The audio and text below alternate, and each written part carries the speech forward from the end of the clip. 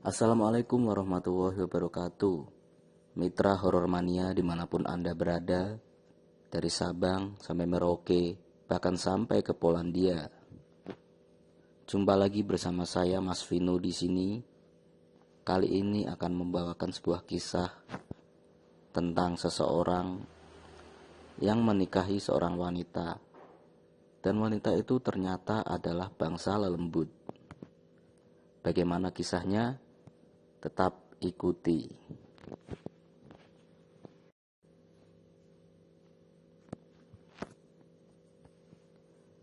Aku, Bram, dan Rifki adalah sahabat sejati. Dari SD kami selalu bersama. Bahkan kami berkuliah di kampus yang sama. Rifki adalah anak yang paling pintar di antara kami. Sedangkan Bram adalah anak yang paling kuat. Waktu SMA si Rifki pernah juara matematika di tingkat provinsi. Dan Bram menjuarai karate di tingkat nasional. Kedua sahabatku itu sangat hebat. Aku selalu tertinggal oleh mereka dalam hal apapun. Tidak terkecuali dalam hal pernikahan. Sekarang umurku 30 tahun. Bram dan Rifki sudah berumah tangga. Setahun belakangan ini persahabatan kami benar-benar renggang. Kami jarang nongkrong lagi di warung mie pinggir jalan. Setiap kali ku ajak mereka nongkrong, jawabannya pasti sibuk dan berujung pada pertanyaan yang membuatku kesal.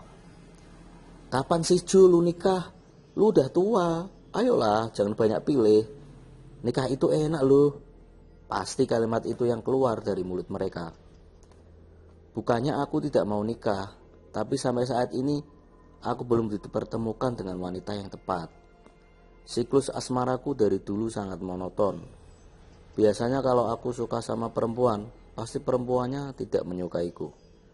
Dan kalaupun ada perempuan yang naksir padaku, entah kenapa biasanya aku tidak suka sama perempuan itu. Begitu dan begitu terus dari tahun ke tahun. Aku tidak pasif. Selama ini aku gencar mencari jodoh. Sayangnya jodoh itu bukan perkara yang gampang. Aku mencari wanita yang bersifat baik. Sebab mau bagaimanapun, sifat seseorang tidak akan bisa diubah, karena itu adalah bawaan alamiahnya. Makanya daripada aku menyesal di kemudian hari, lebih baik memilih dengan hati-hati. Di hari Minggu pertengahan Agustus, aku datang ke acara pernikahan teman lamaku di Depok. Ya, seperti biasanya aku selalu datang seorang diri. Sementara Bram dan Rifki selalu bersama istrinya. Setelah bersalaman dengan pengantin, aku pergi ke prasmanan dan mengambil makanan secukupnya. Ketika ingin bergabung dengan kedua sahabatku, kulihat meja mereka sudah penuh oleh temannya yang juga sudah berkeluarga. Bejo, sini gabung ambil kursi, Bram memanggilku. Gue di sini aja Bram, jawabku sambil menggelengkan kepala. Akhirnya aku duduk sendirian. Di samping mejaku ada sekelompok bapak-bapak. Aku dengar mereka membicarakan soal jodoh. Aku menguping obrolan mereka. Di Panyandungan, ampuh nggak? Tanya salah satu dari mereka pada kawannya. Ampuh, temanku kemarin mandi di sumur itu dan langsung dapat jodoh. Cantik nggak jodohnya? Beuh, cantik banget coy. Panyandungan, di mana itu? Kugeserkan tempat dudukku agar bisa menguping dengan jelas percakapan mereka. Datang aja ke sana, sumur Panyandungan, ada di Banten. Akang mau poligami pun bisa, kata salah seorang dari mereka. Sebelum mereka menyelesaikan makanannya, aku sudah mencatat baik-baik lokasi sumur Panyandungan itu dalam otakku. Apa salahnya dicoba? Siapa tahu sumur itu memang ampuh mendatangkan jodoh. Bejo! Tiba-tiba ada seorang wanita mengambil miriku. Dia langsung duduk di hadapanku. Elurin, sapaku. Dia Rini, cewek yang sudah lama banget naksir sama aku. Tapi aku hanya menganggapnya sebagai teman, tidak lebih. Kok lu gak bilang kalau mau datang ke pernikahannya Rizka? Kalau tahu lu datang, gue nebeng sama lu aja. Rini langsung nerocos membuatku gelagapan. Oh, gue gak tahu kalau lu mau datang juga Rin, jawabku sekenanya. Rini mengangguk-angguk lalu menyendok makanannya. Rin, lu mau nggak antar gue? Tanyaku. Kemana? Ke Sumur Panyandungan, jawabku sambil menatap wajah Rini. Tempat wisata ya? Ayo, Rini kegirangan. Dari dulu dia memang pengen diajak jalan-jalan. Iya bisa disebut tempat wisata juga sih, tapi tujuan gue beda Rin. Gue mau cari jodoh di sana. Cari jodoh? Sejak kapan lu percaya tahayul kayak gitu? Rini mengurutkan dahi. Nyoba aja Rin, siapa tahu manjur, ujarku. Rini terdiam sejenak.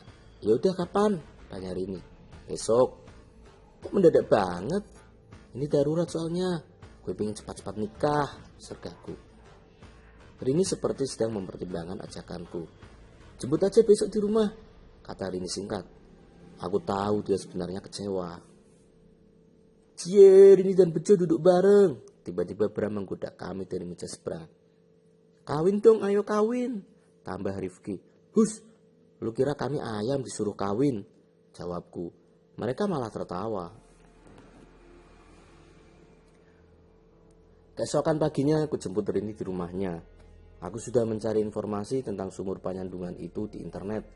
Dan aku yakin tidak akan nyasar. Kami berangkat naik kereta. Setibanya di stasiun tujuan, perjalanan dilanjutkan dengan naik mobil angkot menuju lokasi Sumur Panyandungan. Kami berdua tiba-tiba di sebuah perkampungan.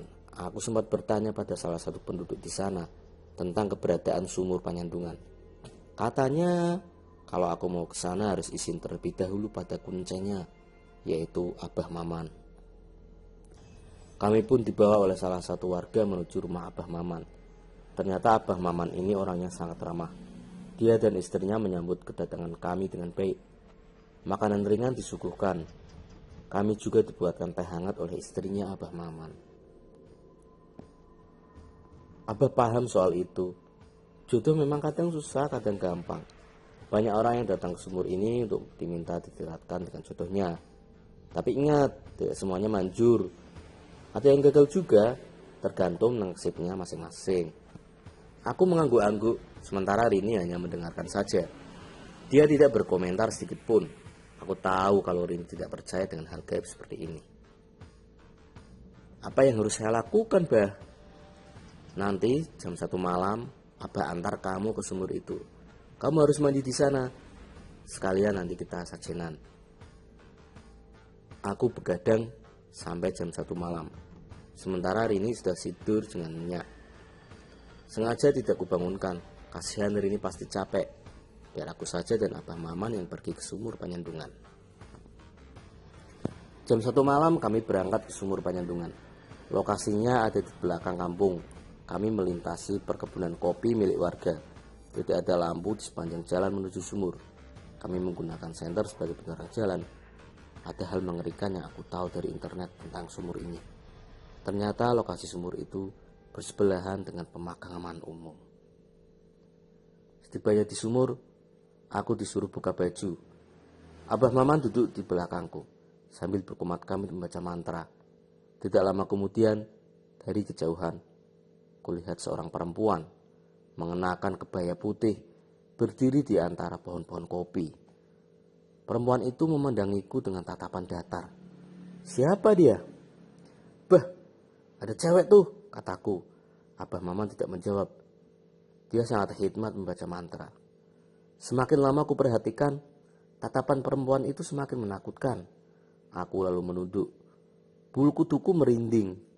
Lalu dari genangan air sumur, kulihat 3 bayangan laki-laki sedang berdiri di belakangku.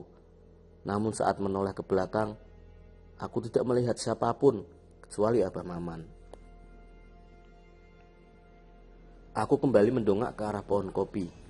Wanda yang tadi berdiri di kejauhan, sekarang malah semakin mendekat. Dia berdiri di seberang sumur, memperhatikanku dengan tatapannya yang datar. Bah, itu siapa? Tanyaku lagi.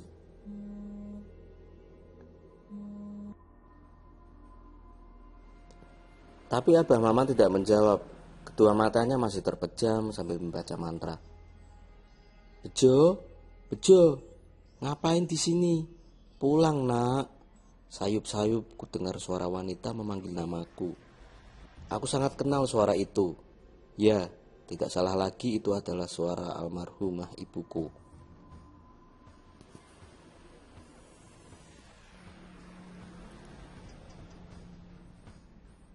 Aku mencari sumber suara wanita tersebut.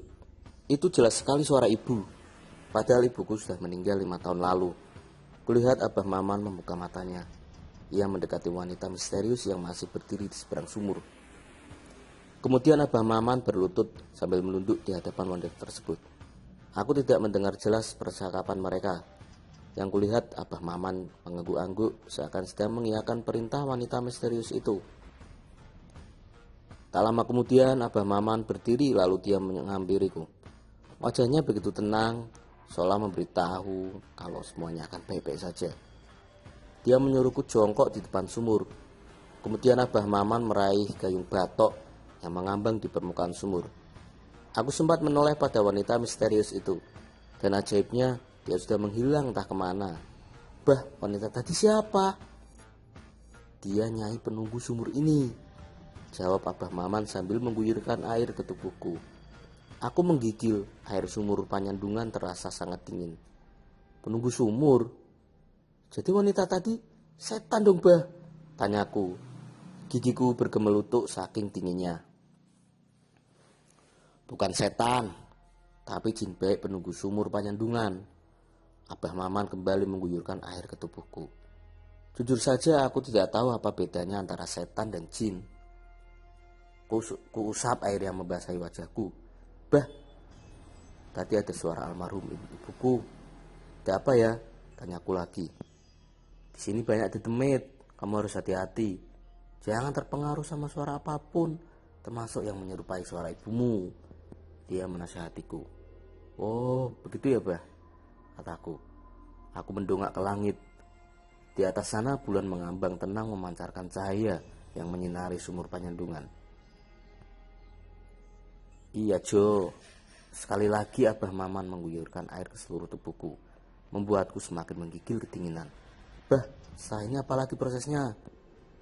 Kamu harus berendam di sumur ini. Berapa lama, Bah? Aku mendongak menatap wajah Abah Maman. Sampai jam 5 pagi. Wah, yang benar, Bah. Jelas aku terkejut mendengar perkataannya. Ya, nanti akan ada banyak godaan selama kamu berendam di sumur ini. Ingat, apapun yang kamu lihat atau dengar, jangan sekali-kali keluar dari sumur Panyandungan. Kalau kamu keluar dari sumur ini, otomatis kamu gagal. Jelas Abah Maman. Tampaknya dia sudah menyelesaikan guyuran terakhirnya. Baik, Bah. Tapi Abah Maman nungguin aku kan di sini? Tanyaku ragu-ragu. Oh, tidak. Abah mau pulang. Nanti pagi Abah kesini lagi. Wah, yang bener saja, Bah.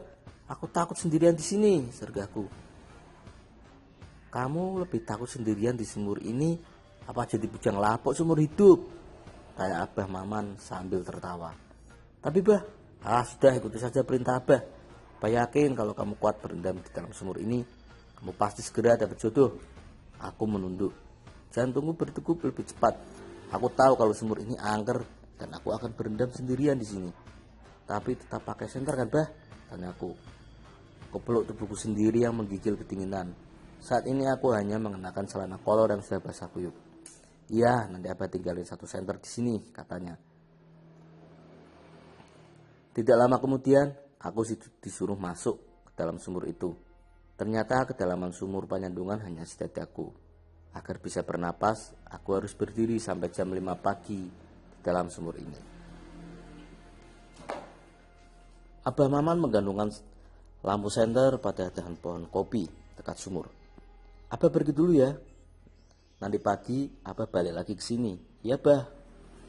Aku ditinggalkan seorang diri di sumur ini. Abah Maman tidak memberiku mantra apapun.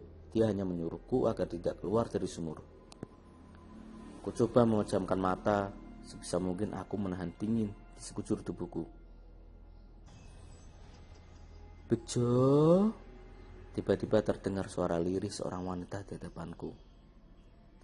Saat ku buka mata, ternyata ada Rini yang juga berendam di dalam sumur. Dia menatapku sambil tersenyum. Rini, ngapain di sini? Aku terheran-heran melihat Rini ada di hadapanku.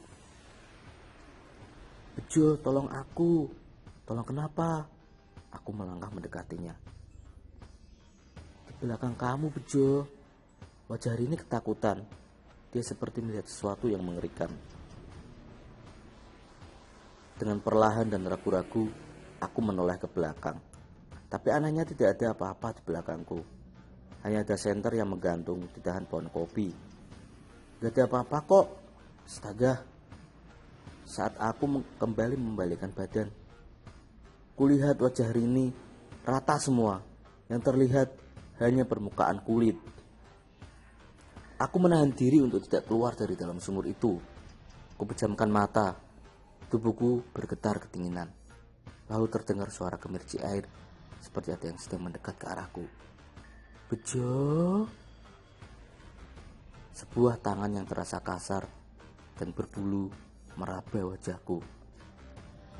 Aku tidak berani untuk membuka mata karena sosok di hadapanku pasti sangat mengerikan. Tolong, jangan ganggu aku," kataku sambil menggigil. Di dalam air juga ada sebuah tangan yang meraba kakiku. Kurasakan kukunya yang panjang merayap di atas kulitku. Selama berendam di sumur itu, aku terus diganggu makhluk gaib. Kadang ada yang meniup kupingku. Ada suara teman-temanku yang seakan sedang ngobrol di pinggir sumur. Dan yang tidak kalah mengerikan adalah aku mendengar suara almarhum ibu yang menyuruhku untuk pulang.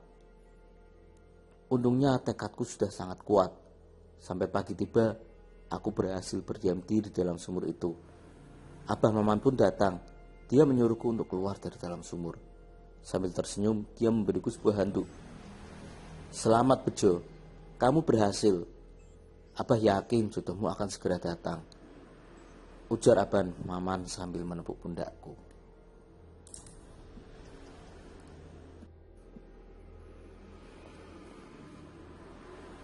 Mimpi itu datang lagi untuk yang ke-10 kalinya. Dalam mimpi, aku melihat pasar malam di pesisir pantai. Di sana ada seorang perempuan bernama Novi. Dia begitu manis, tingginya semampai. Tubuhnya indah gemulai. Setiap kali dia tersenyum, terlihat lesung di pipinya sebelah kiri. Namun, yang membuatku heran, ke-10 mimpiku itu sama. Baik tempat atau adegannya, sama sekali tidak ada yang berbeda. Mungkin hanya orang gila yang percaya pada mimpi. Tapi rasanya aku memang sudah gila. Aku mulai percaya dengan mimpiku itu. Barangkali itu adalah sebuah isyarat. Ku ingat-ingat setiap objek yang terlihat di mimpi itu. Kurai buku catatan dan mulai menuliskan satu persatu. Ku tulis pasar malam, pantai, SMK Negeri 3, dan seorang ibu pedagang sawo. Semua itu kulihat dalam mimpi. Aku menggelengkan kepala. Semua objek yang kutulis ini belum cukup untuk menggali informasi tentang lokasi pasar malam itu. Tidak lama kemudian, aku tersentak karena ingat sebuah objek. Dalam mimpi itu aku juga melihat sebuah bus pariwisata bertuliskan rombongan ziarah makam Syekh Asnawi. Segera aku cari lokasi makam Syekh Asnawi di internet. Dan ternyata makam itu memang ada. Lokasinya tepat di pesisir pantai Caringin, Pandeglang. Aku juga mencari tahu tentang SMK Negeri 3 di sana. Lagi-lagi mimpiku benar. Sekolahan itu memang ada di Caringin. Bulu kuduku seketika merinding. Mimpi itu bukanlah sebuah kebetulan. Aku tidak boleh menyia-nyiakannya. Pada hari Sabtu aku berangkat sendirian ke Caringin. Banyak bus-bus pariwisata yang mengangkut para jenazah. Aku sama sekali tidak mengenal siapa itu Syekh Asnawi. Setelah kulihat cari di internet, ternyata dia adalah seorang ulama besar di Banten.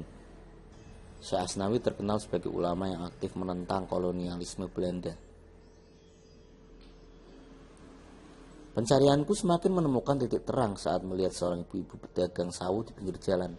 Tidak salah lagi, wajahnya mirip dengan yang kulihat dalam mimpi. Segera kuhampiri ibu tersebut. Aku bertanya soal pasar malam di pesisir pantai. "Oh, pasar malam ya? Mas, dari sini lurus, nanti pas ketemu gang pertama, Mas masuk, dan dari sana tinggal lurus saja. Pasar malamnya dekat pantai, Mas." "Jadi beneran ada pasar malam di sana, Bu?" "Ya ada, Mas." "Baik, Bu, terima kasih ya." Aku langsung menuju lokasi yang ditunjukkan oleh ibu penjual sawo. Benar saja, aku ingat betul kalau ini adalah pasar yang kulihat dalam mimpi. Aku harus menunggu sampai pasar ini ramai pengunjung. Selepas maghrib, pengunjung mulai berdatangan. Para pedagang sibuk menjajakan dagangan mereka. Namun aku tidak tahu apa yang harus kulakukan di sana. Untuk beberapa saat, aku hanya nongkrong di tukang bakso sambil kuperhatikan lalu lalang pengunjung. 2 jam berlalu, aku belum juga melihat wanita yang ada dalam mimpi. Dan malam semakin larut. Para pengunjung satu persatu meninggalkan pasar malam. Pedagang juga mulai membereskan tenda mereka. Tapi aku belum juga melihat wanita itu. Mungkin mimpi itu hanya bunga tidur. Aku memutuskan untuk pergi dari pasar malam itu dan mencari penginapan terdekat. Namun, sesaat sebelum pergi, mataku menangkap seorang wanita berkerudung merah yang sedang membeli nasi goreng. Kuperhatikan baik-baik wajah wanita itu. Tidak salah lagi, dia adalah wanita yang kulihat di dalam mimpi. Tanpa banyak basa-basi lagi, aku langsung menghampirinya. "Novi ya?" tanyaku. Wanita itu tampak bingung. "Siapa ya?" tanyanya. "Kenalin, aku Bejo." Kusodorkan tangan ke wanita itu. Ragu-ragu dia menyambut tanganku. "Novi," timpalnya singkat. Untuk beberapa saat kami sama-sama diam. "Kamu siapa? Tahu nama aku dari mana?" tanya dia lagi. Sangat konyol kalau aku bilang tahu dari mimpi. "Aku tahu kamu dari media sosial. Aku suka lihat sosial media kamu." "Oh begitu," kata Novi. Aku sangat bahagia. Itu adalah pertemuan yang paling berkesan dalam hidupku. Semakin lama, aku dan Novi semakin akrab. Ternyata dia sudah tidak punya orang tua. Dia hanya tinggal bersama kakak laki-lakinya. Aku tidak peduli dengan latar belakangnya itu. Yang penting, aku merasa nyaman bersamanya. 2 bulan dekat dengan Novi, akhirnya aku memutuskan untuk menikahinya. Pernikahan kami sangat meriah. Aku tidak menyangka ternyata sumur penyandungan itu manjur. Aku tahu Rini pasti kecewa, tapi mau bagaimana lagi? Aku benar-benar mencintai Novi, wanita yang ku kenal lewat mimpi. Setelah 1 minggu Novi menjadi istri sahku, tidak ada hal janggal dalam rumah tangga kami. Hingga akhirnya suatu malam aku terbangun dan istriku tidak ada di kamar. Ku cari dia ke seluruh ruangan rumah, tapi tetap tidak ada. Jelas aku panik dan segera lari keluar rumah untuk mencarinya. Di luar kulihat Novi sedang mengobrol sendirian di luar rumah. Aku penasaran, apakah istriku bisa melihat hantu? "Nov, kamu ngobrol sama siapa?" Aku menghampirinya. Kok kamu bangun?" tanyanya balik. "Iya, aku kaget kamu hilang." "Tadi kamu ngobrol sama siapa?" "Hantu ya?" Aku terus mendesaknya. "Iya mas, maaf aku baru bilang sama kamu kalau aku bisa melihat hantu. Tadi ada pocong yang mau masuk rumah kita, tapi udah aku usir," jelas Novi. Aku tidak menyangka kalau istriku ternyata seorang indigo. "Nanti kita bicarakan lagi soal ini. Sekarang ayo kita masuk," ajakku. Selain kejanggalan itu, aku juga mulai mempertanyakan ketaatannya terhadap ajaran agama. Soalnya, selama tinggal serumah dengan Novi, aku tidak pernah sekalipun melihatnya sholat, apalagi mengaji. Pernah suatu malam, saat aku sedang membaca Al-Quran, Novi menghampiriku dengan wajahnya yang panik. "Mas, aku lagi sakit gigi. Baca Al-Qurannya nanti saja ya," ujar Novi. Dia menyuruhku untuk berhenti membaca Al-Quran. Aku bingung, katanya dia sakit gigi. Tapi dia tidak mau diajak ke dokter. Tampaknya memang ada sesuatu yang belum ketahui tentang Novi. Tingkahnya semakin lama semakin aneh. Aku harus tanyakan ini ke orang pintar.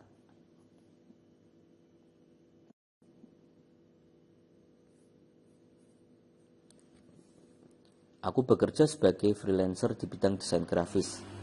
Pekerjaan ini membuatku lebih banyak waktu untuk mengawasi tingkah Novi di rumah. Pagi ini Novi sedang masak di dapur, sedangkan aku sibuk mengerjakan pesanan klienku. Tak lama berselang, istriku seperti mengobrol dengan seseorang di dapur. Sekali ku dengar ia tertawa. Istriku seperti sedang mengobrol dengan teman akrabnya. "Novi, kamu kenapa sih? Aku gak suka dengar kamu ngobrol sendirian kayak gitu. Maaf mas, Novi menunduk. Kamu ngobrol sama siapa? Hantu. Dia temanku, jawab Novi pelan. Aku menggelengkan kepala. Aku gak mau ya punya istri yang berteman dengan hantu. Ya udah, aku minta maaf mas. Novi menatapku. Dia lalu menoleh ke kanan. Kamu pulang aja ya? Suamiku marah, kata Novi kepada sosok yang tak kasat mata di sampingnya. Setelah Novi bilang seperti itu, jendela dapurku terbuka dengan sendirinya. Seperti ada sesuatu yang keluar dari ruangan ini. Nov, aku paham kamu bisa lihat hantu. Tapi aku tidak bisa membiarkan istriku berteman dengan makhluk halus. Sekarang kamu sudah jadi istriku. Aku mohon jangan berinteraksi dengan hantu lagi ya. Iya mas, aku janji. Dia kemudian memelukku. Tengah malam, lagi-lagi aku terbangun. Novi sudah tidak ada di tempat tidur. Aku pun bangun untuk mencari istriku. Sebelum sempat membuka pintu kamar, aku dengar suara Novi sedang mengobrol dengan seseorang. Kali ini aku dapat mendengar suara lawan bicaranya itu. Kubuka sedikit pintu kamar, lalu mengintip Novi dari celah pintu. Yang kulihat kali ini benar-benar membuatku tercengang. Istriku berubah wujud. Wajahnya hitam legam. Kukunya panjang sampai menyentuh lantai. Aku dapat mengenalinya karena dia masih mengenakan baju tidur. Aku juga dapat melihat lawan bicaranya itu. Sesosok genderuwo bermata merah menyala. Kututup pelan-pelan pintu kamar agar tidak terdengar oleh Novi. Sekujur tubuhku bergetar ketakutan. Aku baru sadar kalau selama ini yang kunikahi adalah dedemit. Pantas saja sampai saat ini Novi tidak mau mengajakku berkunjung ke rumahnya. Bisa jadi Novi dan kakaknya itu adalah dedemit yang tinggal di pohonan atau di tempat-tempat keramat lainnya. Gagang pintu kamarku bergerak. Buru-buru aku naik ke atas ranjang, lalu berpura-pura tidur. Posisi tidurku membelakangi pintu. Novi naik ke atas kasur, lalu tangan kanannya memelukku dari belakang. Istriku masih dalam wujud yang mengerikan. Badannya bau busuk. Itu membuatku mual. Aku juga dapat merasakan kukunya yang panjang menyentuh tubuhku. Tidak ada yang bisa kulakukan. Kalau aku berontak, dedemit ini pasti akan menyerangku. Lebih baik aku membiarkannya tidur bersamaku malam ini. Keesokan paginya, aku pergi dari rumah. Aku bilang ke Novi kalau sedang ada urusan dengan klien. Jelas aku membohonginya. Padahal aku pergi ke rumah orang pintar untuk berkonsultasi soal ini. Bram yang memberitahuku soal dukun itu. Dulu gue pernah kesana pas adik gue ketempelan setan. Sekarang dia udah sembuh. Lu jangan dulu berpikir negatif sama Novi. Kali aja dia emang ketempelan makhluk halus. Begitu kata Bram dari seberang telepon. Ya Bram, semoga aja istri gue bukan setan.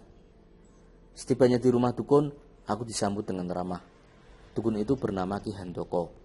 Penampilan Ki Handoko sekali tidak mencerminkan seorang dukun. Dia mengenakan celana pendek dan kaos oblong warna putih. Tampaknya Ki Handoko tinggal sendirian di rumah ini. Ia menyuguhkan air putih dan pisang goreng yang terlihat sudah lembek dan tidak menarik. Istrimu itu adalah dedemit sumur penyandungan. Dia dedemit perempuan yang umurnya sudah mencapai 3000 tahun. Tapi tidak kunjung menikah. Tidak ada satupun jin yang mau menikahinya. Kalau istilah manusia, dia itu perawan tua. Tampaknya ada yang sengaja menjodohkanmu dengan dedemit itu. Jelas Ki Handoko. Sialan. Jangan-jangan ini perbuatan Abah Maman. Ya bisa jadi ulah manusia, kata Ki Handoko. Terus apa yang harus saya lakukan Ki? Ceraikan istrimu. Suruh dia kembali ke alamnya. Tapi aku sudah menyetubuhinya. Dan kalau dia hamil bagaimana? Tanyaku lagi. Anakmu akan menjadi setengah manusia dan setengah jin. Jujur saja, setelah mendengar perkataan Ki Handoko, aku langsung berharap si Novi ini tidak hamil. Aku tidak bisa membayangkan bagaimana jadinya punya anak yang bisa hidup di dua alam. Nanti setelah kau cerahkan istrimu, taburkan garam ini di sekeliling rumahmu, biar dia tidak berani datang kembali ke rumah. Ki Handoko menyodorkan sebuah plastik hitam yang berisi garam. Baik Ki. Setelah menerima garam itu, aku langsung pamit pulang. Aku tidak sabar ingin segera menceraikan Novi. Tidak dapat dipungkiri, aku memang masih mencintainya sebagai sosok Novi yang manis. Tapi aku tidak bisa berumah tangga dengan dedemit seperti Novi.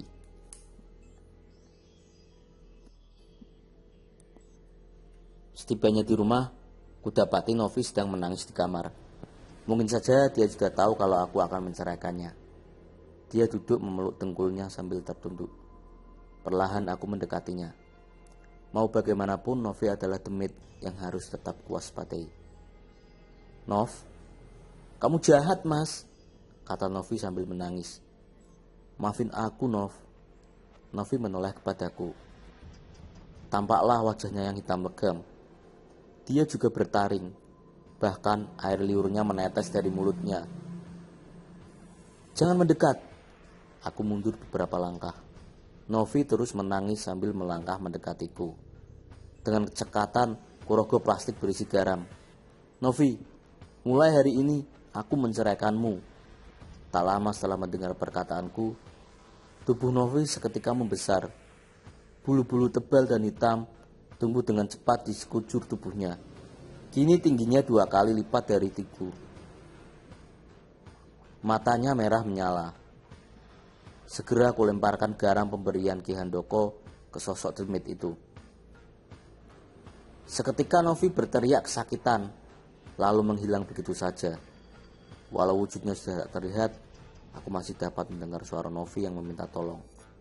Kutaburkan butiran garam di sekeliling rumah agar demit itu tidak kembali lagi.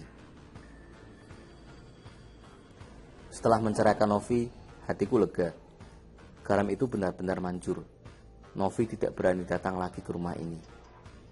Tapi di hari kedua setelah perceraian, aku kembali mendapat masalah.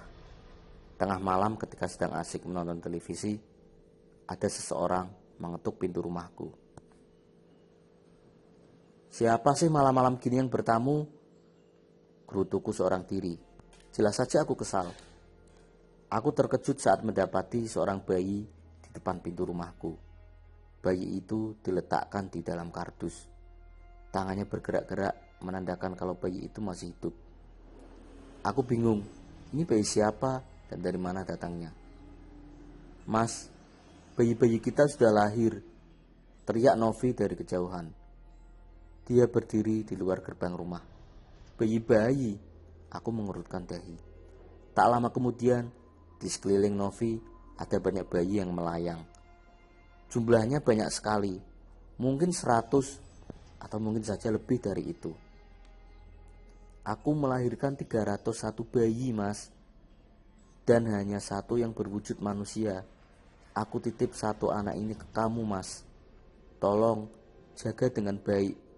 Novi tersenyum lagi. Dia kemudian pergi begitu saja. Aku tidak menyangka bakal punya anak sebanyak itu. Dan sekarang mau kuapakan anakku ini? Mana bisa aku mengurus bayi sendirian? Oh iya, aku tidak perlu mengurusnya. Nanti biar babysitter yang mengurus bayi ini. Kubaya bayi dalam kardus itu masuk ke dalam rumah, lalu kuletakkan di atas tempat tidur. Bayi itu bertelanjang badan, tapi dalam keadaan bersih. Ternyata dia perempuan. Aku harus segera menamainya. Kira-kira nama yang cocok apa ya? Claudia. Ya, aku namai dia Claudia.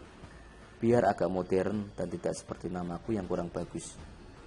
Biar nanti anakku punya nama yang paling keren di antara teman-temannya. Anakku tumbuh dengan sehat. Aku tidak jadi membayar babysitter. Aku sendiri yang mengurusnya, biar kelak dia bisa akrab denganku. Novi kadang datang ke kamarku untuk menjenguk anaknya. Aku sering melihat ayunan Claudia bergerak sendiri. Tidak jarang popoknya sudah ada yang ganti. Padahal aku sama sekali belum menggantinya.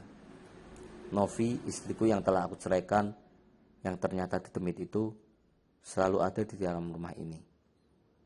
Mungkin efek garam itu sudah hilang. Aku sengaja membiarkan Novi sesekali menjenguk anaknya asal tidak menggangguku saja. Walau aku tahu Novi sering mengunjungi Claudia, Tapi Novi tidak mau menampakkan diri di hadapanku. Berbeda dengan anak-anakku di alam gaib, aku melihat mereka melalui CCTV. Sebanyak 300 anakku sedang nongol di jendela kalau aku lagi tidur. Mereka lucu-lucu dan menggemaskan. Saat Claudia menginjak usia 6 tahun, aku pindah rumah ke pusat kota agar anakku bisa bersekolah di SD favorit. Lebih dari itu, rumah itu juga menyimpan terlalu banyak kenangan bagiku. Aku harap Novi tidak mengikuti kami. Kalau Claudia sering berinteraksi dengan ibunya, aku takut dia jadi indigo. Semua barang sudah dikeluarkan dari rumah. Claudia mendekatiku. Dia memeluk boneka panda kesayangannya. Sesaat aku memperhatikan rumah itu. Bayangan-bayangan tentang Novi kembali melintas di benakku. Aku melangkah masuk ke dalam rumah. Kurogoh spidol dari dalam saku celana, lalu kutulis sebuah pesan untuk Novi di dinding. Novi, kami mau pindah rumah. Aku harap kamu tidak mengikuti kami. Biarkan Claudia tumbuh dewasa menjadi manusia seutuhnya. Aku juga titip 300 anakku padamu.